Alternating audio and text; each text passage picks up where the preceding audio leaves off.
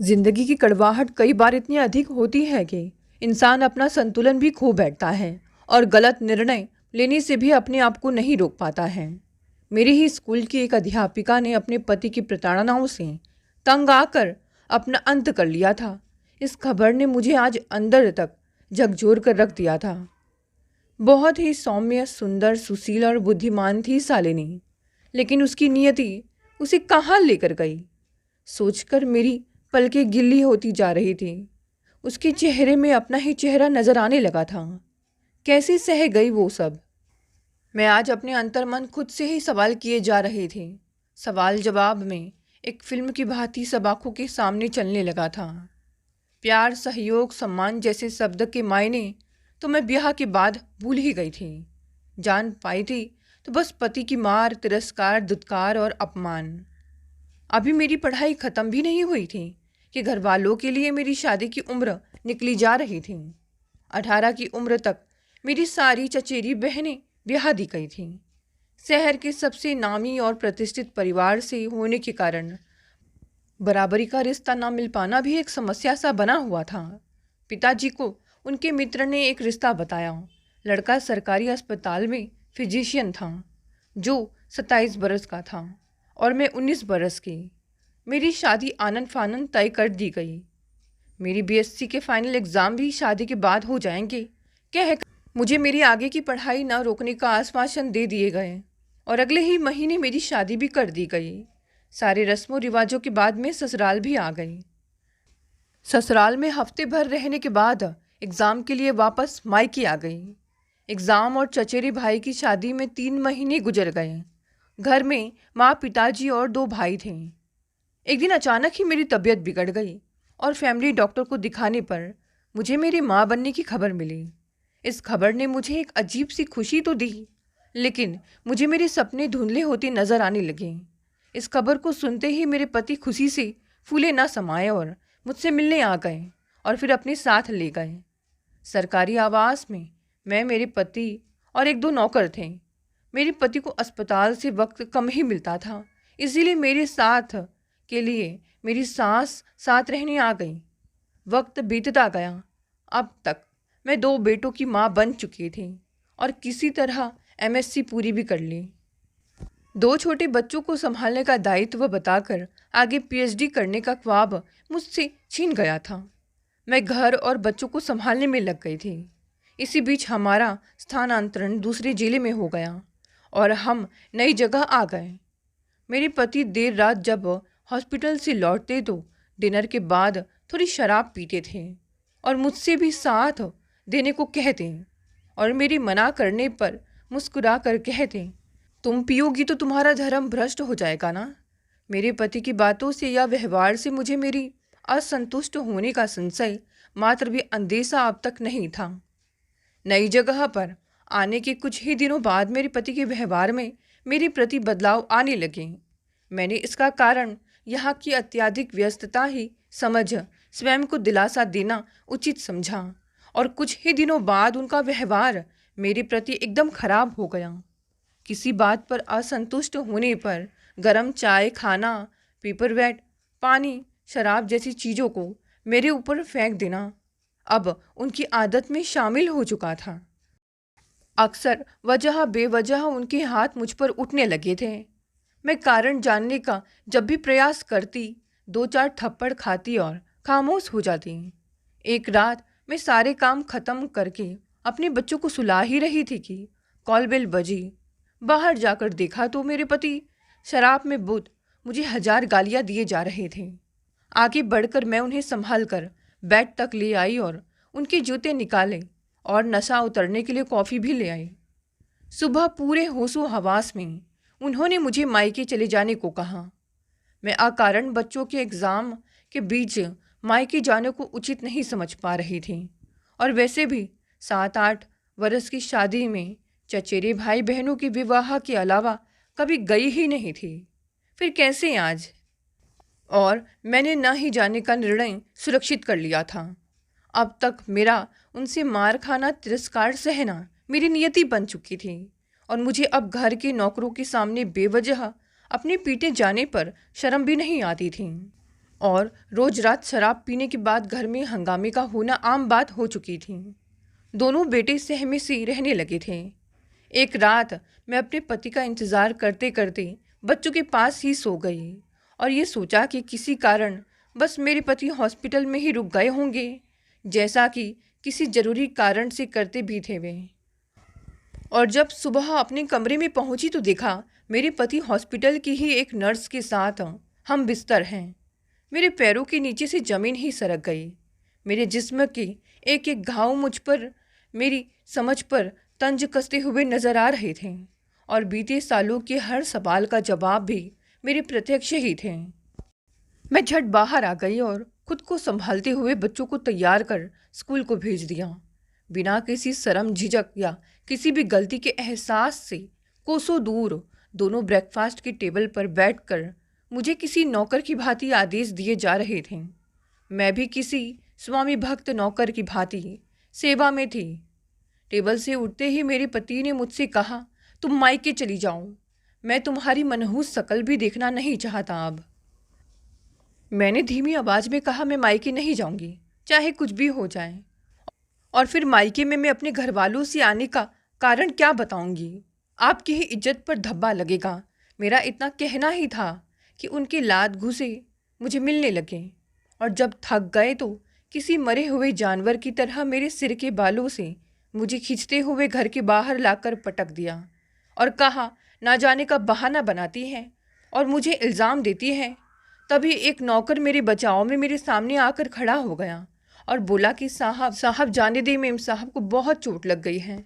साहब माफ़ कर दीजिए, अभी कुछ उल्टा पुल्टा हो गया साहब। तो अभी बात उसकी पूरी भी नहीं हुई थी कि डॉक्टर पुनीत, अब रहने भी दो ना, मान जाएगी ना ये औरत आपकी बात। इतनी मार कम नहीं थी और अब हॉस्पिटल के लिए हम लेट हो रहे हैं। उस साधारण सांवले रंग की छोटी कदकाठी अनाकर्षक नर्स ने कहा। मैं अब तक उसका नाम भी नहीं जान पाई थी। शाम को जब मेरे पति लौटे तो मैंने माफ़ी मांगते हुए कहा कि मुझे यहीं रहने दें, मैं कुछ भी नहीं बोलूँगी। आप जो भी करना चाहते हैं कीजिए, मैं आपकी खुशियों में बाधा नहीं बनूंगी।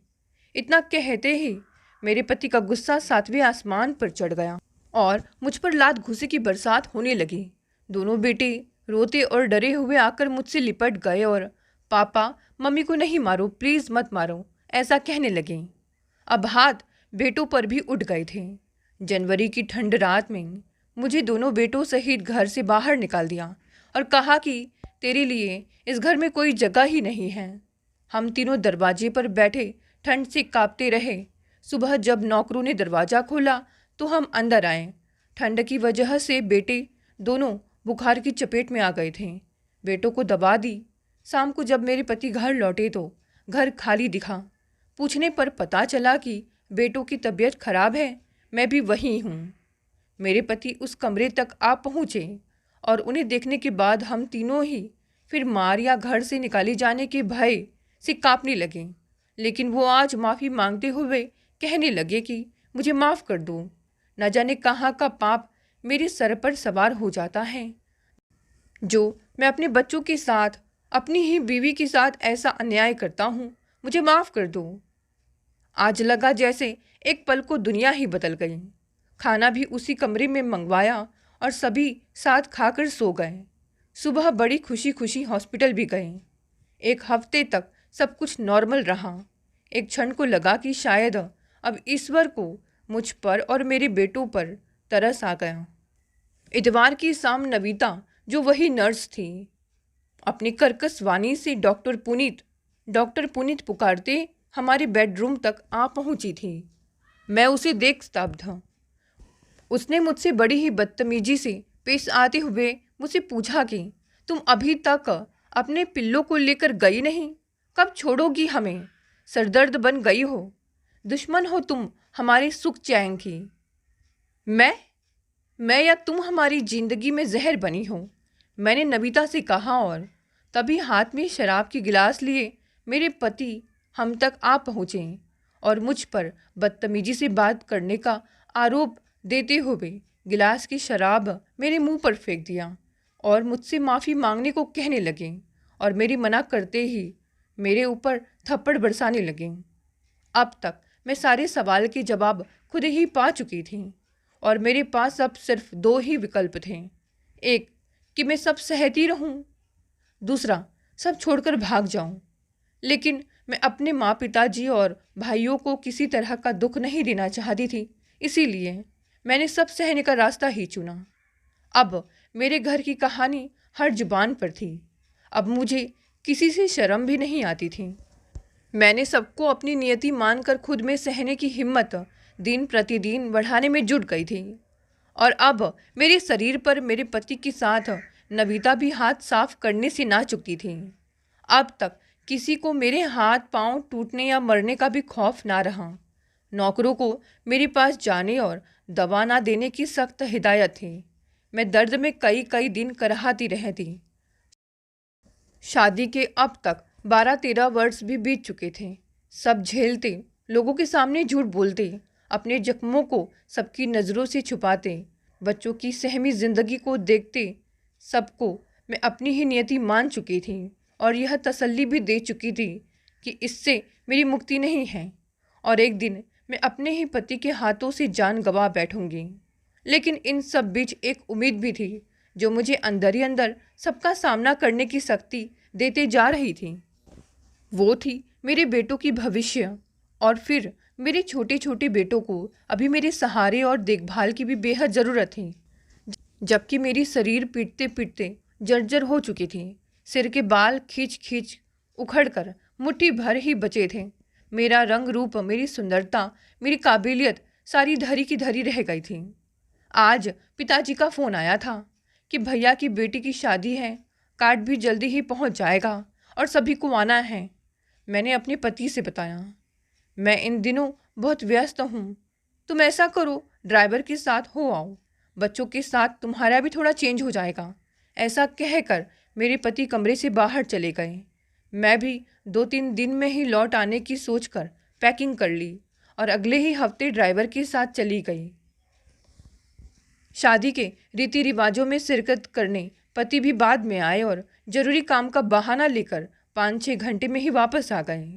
शादी के सकुशल बीत जाने के बाद पिताजी भैया ने मुझसे जिद करते हुए कहा कि थोड़े दिन और रुक जाओ, वैसे भी छोटी तुझे वक्त ही कहाँ मिलता है आने का। दोनों भाभियाँ भी यही कहकर कुछ दिनों के लिए रोक ली। पिताजी और भैया को भी किसी काम से दूसरे शहर जाना था और रास्ता मेरे शहर से ही होके जाता था। निश्चय यह हुआ कि हफ्ते भर बाद मुझे छोड़ते हुए अपने काम के लिए आगे चले जाएंगे। एक हफ्ते बाद हम सब साथ अपने पति के घर आ गए। पिताजी और भैया ने हमें हमारे सामान के साथ घर में छोड़ा और बिना पानी पिए ही आगे के शहर की ओर निकल पड़े। मैं अपने कपड़े बदलने के लिए बैग खोलने ही वाली थी कि मेरे पति नविता के साथ आए और मुझे देखकर मुझ पर चीखने चिल्लाने लगे। मारपीट की आवाज़ सुनते ही दोनों बेटे मेरे पास आ गए और 2-4 उन दोनों को भी लग गए और आज फिर हमें घसीटते हुए घर से बाहर निकाल दिया और दोनों अपने बेडरूम में चले गए। मैं हमेशा की तरह दरवाजे की सीढ़ियों पर बैठी दोनों बेटों को सीने से लगाए अपने भाग्य को कोसते हुए आंसू बहाए जा रही थी कि मैंने देखा पिताजी और भैया मेरे सामने खड़े हैं। मैं हचकचा सी गई और हैरान परेशान झट उठकर आंसुओं को छिपाते हुए दरवाजे को खोलने का प्रयास करने लगी। लेकिन भैया और पिताजी मुझे ऐसा देख समझ ही नहीं पा रहे थे कि क्या है ये सब।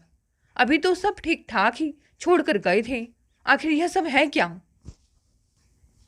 मेरे दोनों बेटे फफक कर रो पड़े और नाना नाना कहते पिताजी से जा चिपके। भैया ने भी उन्हें गोदी में उठा लिया और आंसू पोंछते हुए पूछा, क्या है ये सब।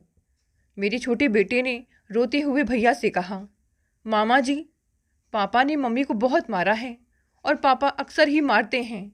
जब भी नविता आंटी आती है, पापा और ये काली वाली आंटी बहुत गंदी हैं और इसी के कहने पर हम सब भूखे ही घर से बाहर कर दिए जाते हैं।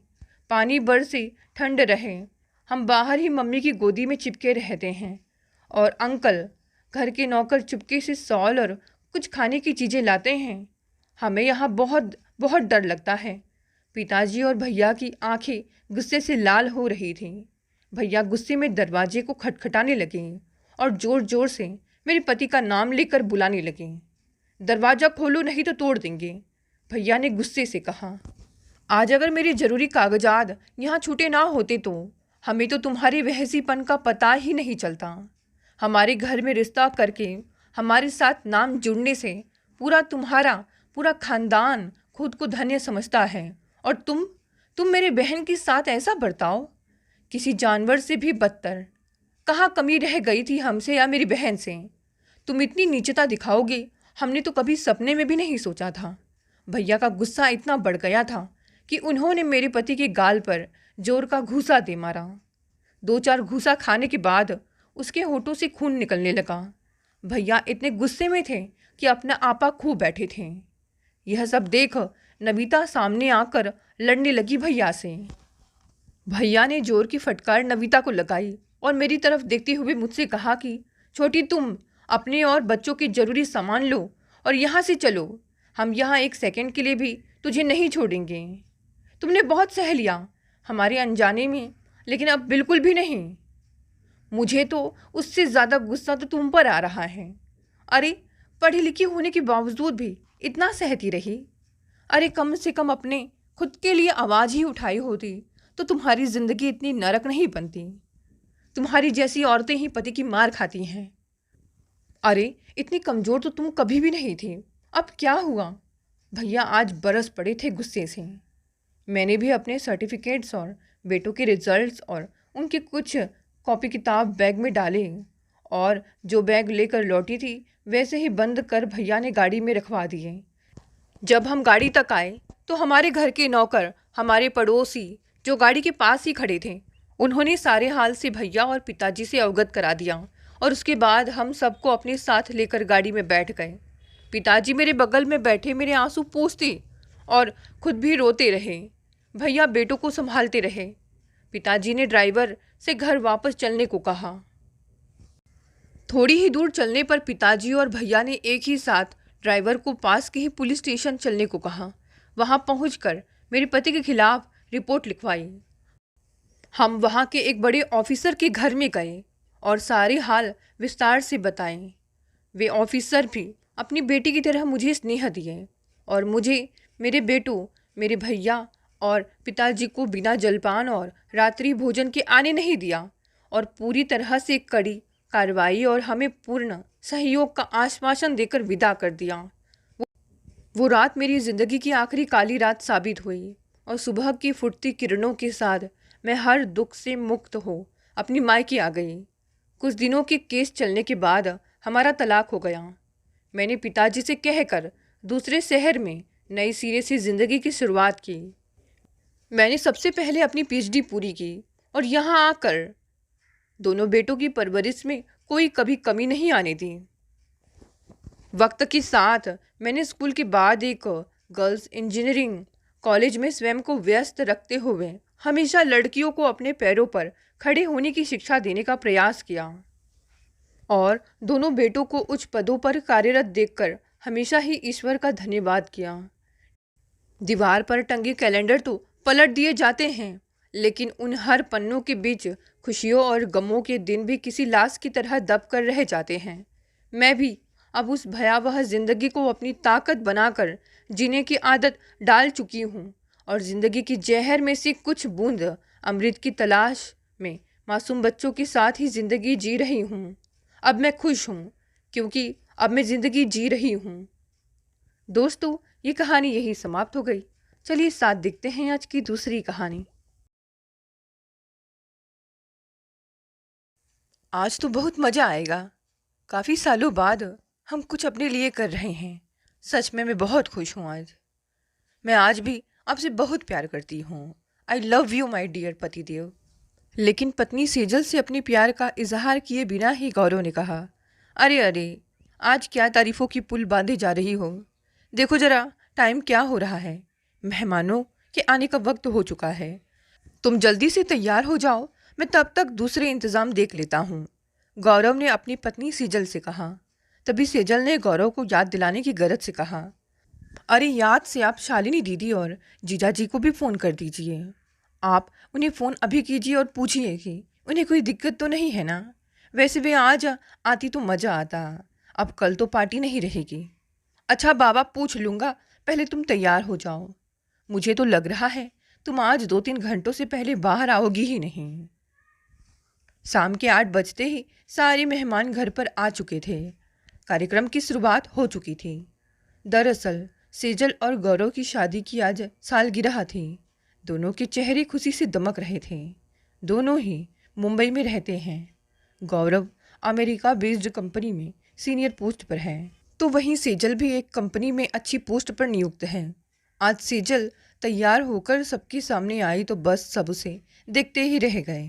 दोनों पति पत्नी ने अपने करीबी दोस्तों को बुला रखा था। जहां गौरव के दोस्त सेजल की खूबसूरती को देखकर ठंडी आहें भर रहे थे, वहीं गौरव का सेजल के प्रति दीवानापन देखकर उसकी सहेलियां भले हंस रही हों पर मन ही मन जल भून रही थीं। केक काटने के बाद कुछ कपल्स गेम्स का आयोजन किया गया।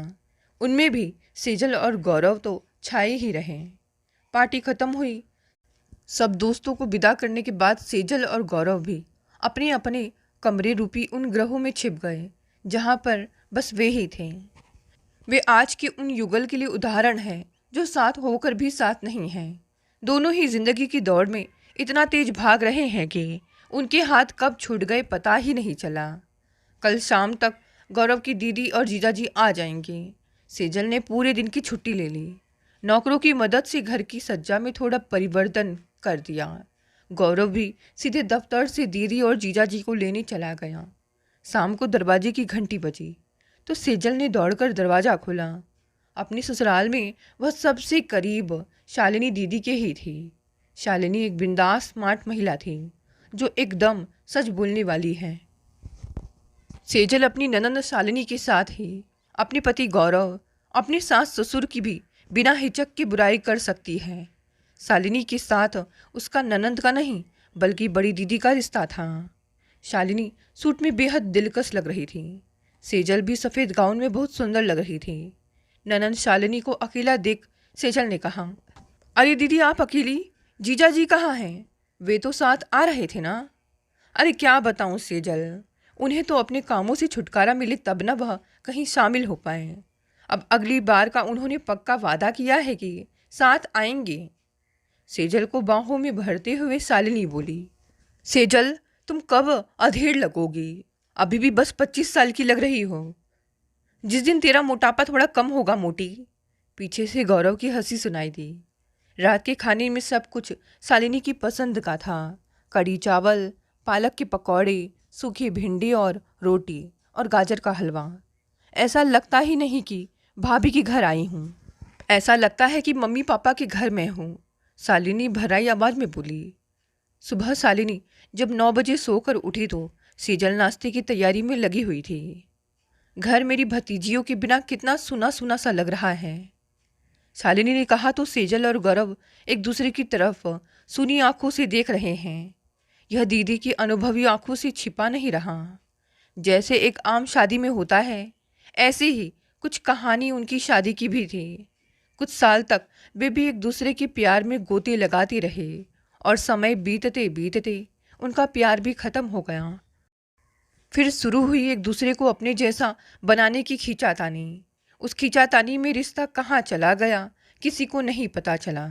दोनों में फिर भी इतनी समझदारी थी कि अपने रिश्ते की कड़वाहट उन्होंने कभी अपने परिवार और बच्चों के आगे जाहिर नहीं करी।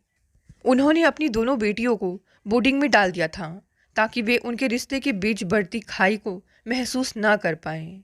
दीदी, गौरव का कुछ ठीक नहीं है। वे अक्सर रात का डिनर बाहर करके आते हैं। सेजल सपाट स्वर में बोली और फिर मोबाइल में व्यस्त हो गई। शालिनी पूरे 4 वर्ष बाद भाई भाभी के पास आई थी, पर उसे ऐसा लग रहा था जैसे 4 दशक बाद आई हो। शालिनी मन ही मन मनन कर रही थी कि कहीं न कहीं ऐसा भी होता है, जब जीवन में बहुत कुछ और बहुत जल्दी मिल जाता है तो पता ही नहीं चलता कब एक बोरियत भी रिश्ते में आ गई है।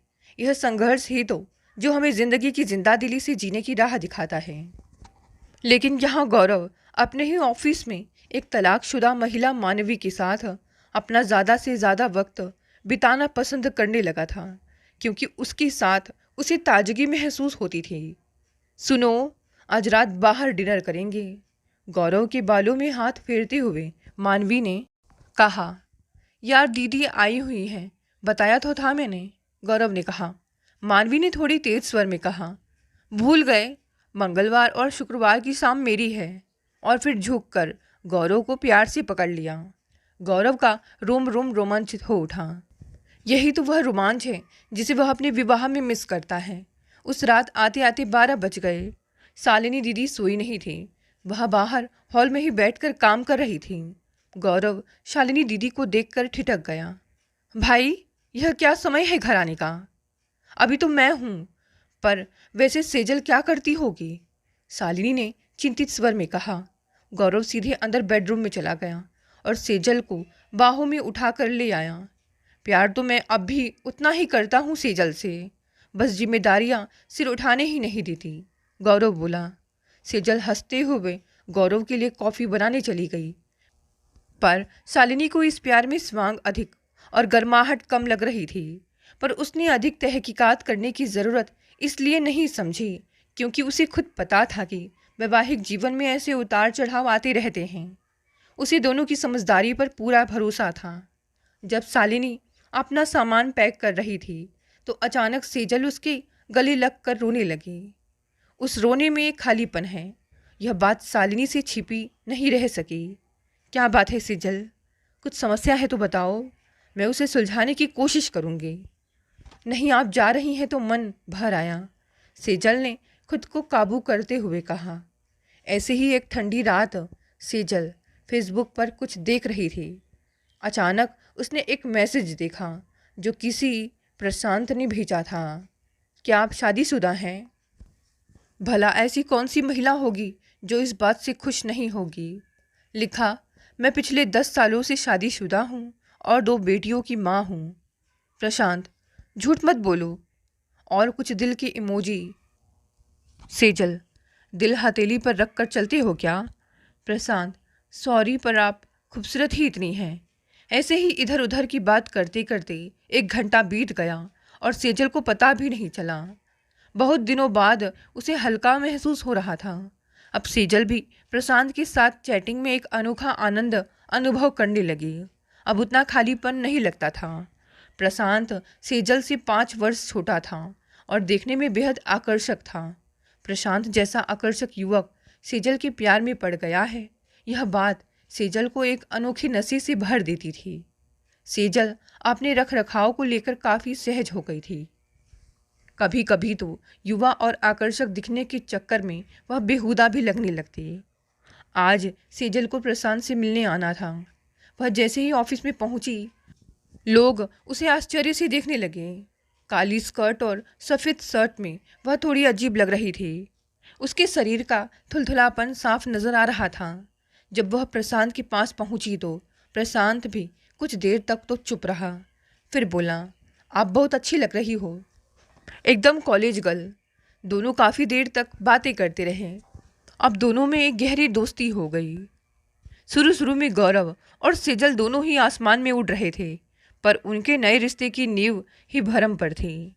कुछ पल की खुशी, फिर लंबी तन्हाई और खामोशी। आज प्रशांत का जन्मदिन था। सेजल उसे सरप्राइज देना चाहती थी। सुबह ही वह प्रशांत के फ्लैट की तरफ चल पड़ी। उपहार उसने रात में ही ले लिया था।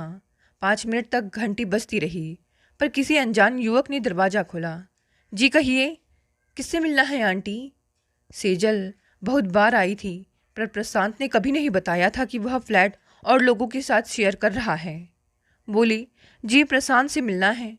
तभी प्रशांत भी आंखें मलते हुए आया और कुछ रूखे स्वर में बोला, जी मैडम बोलिए, क्या काम है? पहले भी बोला था बिना फ़ोन किए मत आया कीजिए। सेजल कुछ नहीं बोल पाई, जन्मदिन की शुभकामना तक न दे पाई। गिफ्ट भी वहीं छोड़कर बाहर निकल गई। जाते जाते उसके कानों में यह स्वर टकरा गया, यार ये आंटी क्या पागल है जो तुझसे मिलने सुबह सुबह आ गई। प्रशांत ने पता नहीं क्या कहा, पर एक सम्मिलित ठहाका उसे अवश्य सुनाई दे रहा था, जो दूर तक उसका पीछा करता रहा। वह दफ्तर जाने की बजाय घर आ गई और बहुत देर तक अपने को आईने में देखती रही। हाँ, वह आंटी ही तो है, पर सबसे अधिक दुख उसे इस बात का था कि प्रशांत ने उसे अपने दोस्तों के आगे पूरी तरह नकार दिया था। एक हफ्ते तक सेजल और प्रशांत के बीच मौन पसरा रहा। फिर अचानक एक दिन एक मैसेज आया, जान, आज मौसम बहुत बेईमान है, आ जाओ फ्लैट पर। सेजल ने मैसेज अनदेखा कर दिया। चंद मुलाकातों के बाद ही अब प्रशांत उसे बस ऐसे ही याद करता था।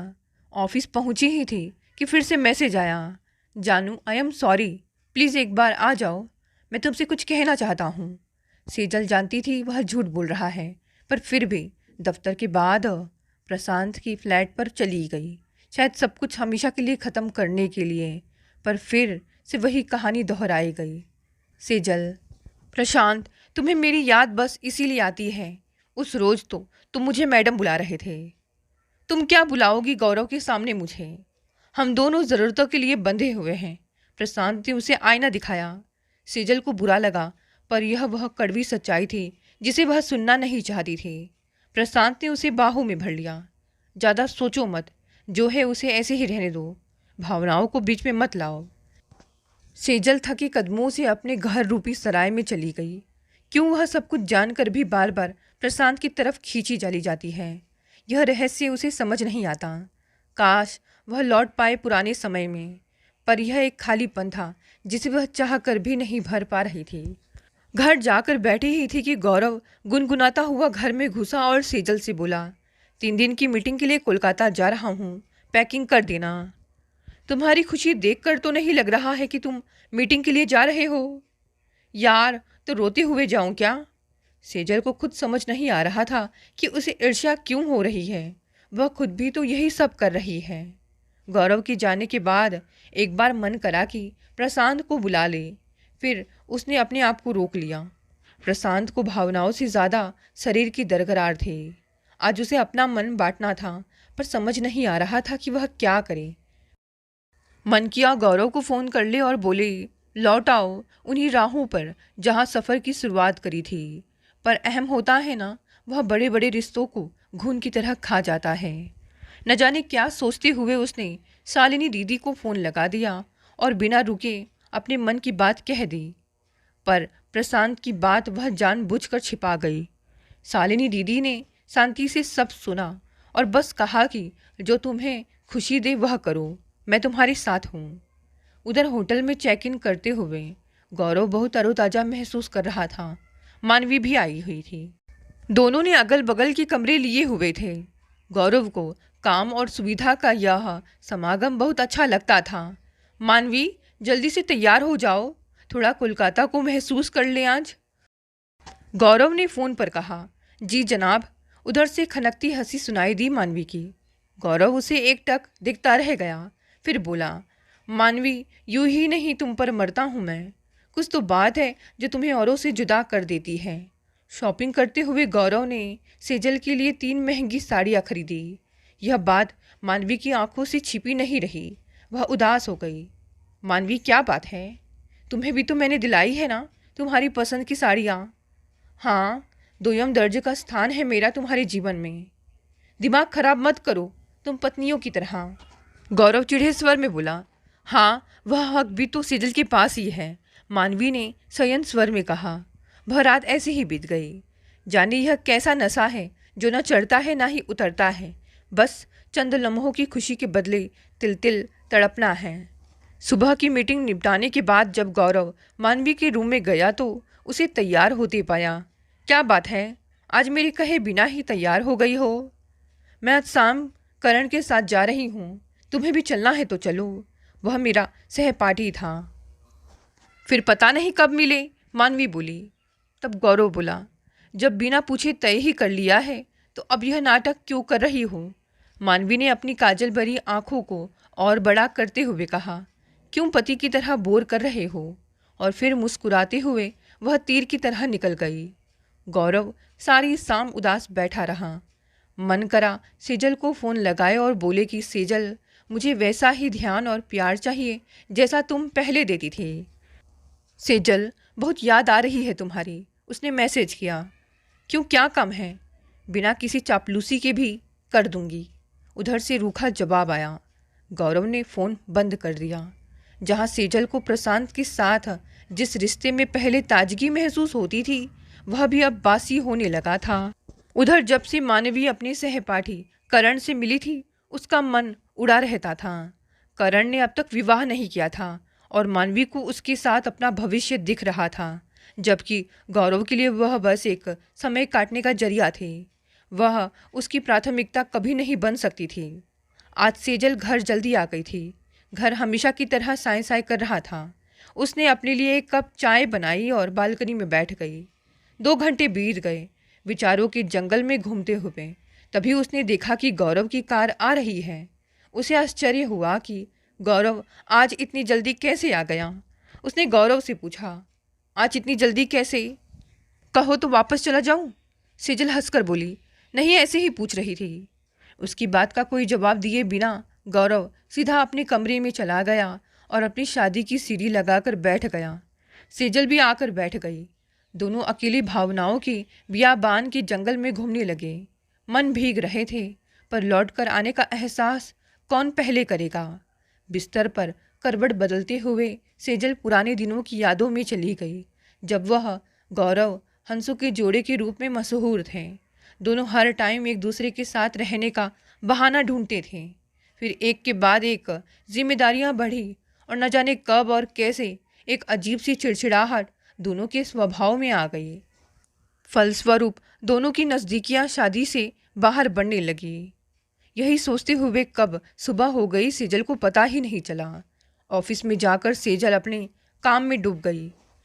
उसने अपने आप को काम में पूरी तरह डुबो दिया था। अब वह इससे बाहर जाना चाहती थी और उसके लिए हॉबी क्लासेस ज्वाइन कर ली, ताकि उसका अकेलापन उसे प्रशांत की तरफ ना ले जाए। गौरव दफ्तर में मन ही मन कुढ़ रहा था। उसने मानवी को मैसेज भी किया था, पर मानवी का मैसेज आया था कि वह बिजी है। गौरव भी अब मानवी के नखरों और बेरुखी से परेशान हो चुका था। उसने मन ही मन निश्चय कर लिया कि अब वह शालिनी दीदी के कहे अनुसार अपनी बेटियों को वापस ले आएगा। पिछले 1 महीने से वह दफ्तर से घर समय पर आ रहा था। उधर सेजल भी धीरे धीरे आगे बढ़ने की कोशिश कर रही थी। दोस्तों, ये कहानी यहीं समाप्त हो गई।